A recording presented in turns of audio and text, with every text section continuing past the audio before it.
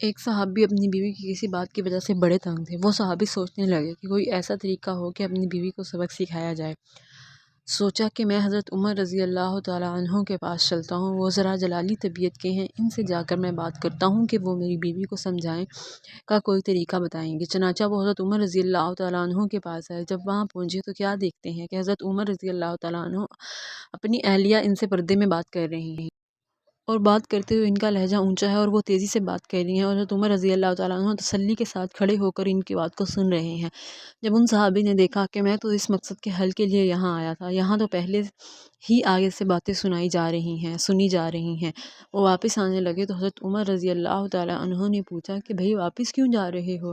عرض کیا، اے امیر المومنین، جس کام کے لیے آیا تھا وہی کام یہاں ہوتے دیکھا تو میں نے سوچا میں واپس ہی جاؤں۔ حضرت عمر رضی اللہ تعالیٰ عنہ نے اسے کہا کہ دیکھو، یہ میری بیوی بھی ہے، یہ میرے لیے باعث سکون ہے اور میرے لیے باورچن بھی ہے، گھر میں سارا دن میرے لیے کھانے دانے پکانے میں لگی رہتی ہے، میرے لیے دھوبن بھی ہے، میرے کپڑوں کو بھی صاف کرتی ہے، میرے گھر کی صفائی کرنے والی بھی ہے۔ جب یہ گھر کی باورچن بھی بن جاتی ہے، دھوبن بھی بن جاتی ہے، میرے لیے جہنم سے آڑ بھی ہے، اتنی قربانیاں میرے لیے دے رہی ہے، تو کیا اس کی بات میں تو حمل مزاجی سے سن نہیں سکتا؟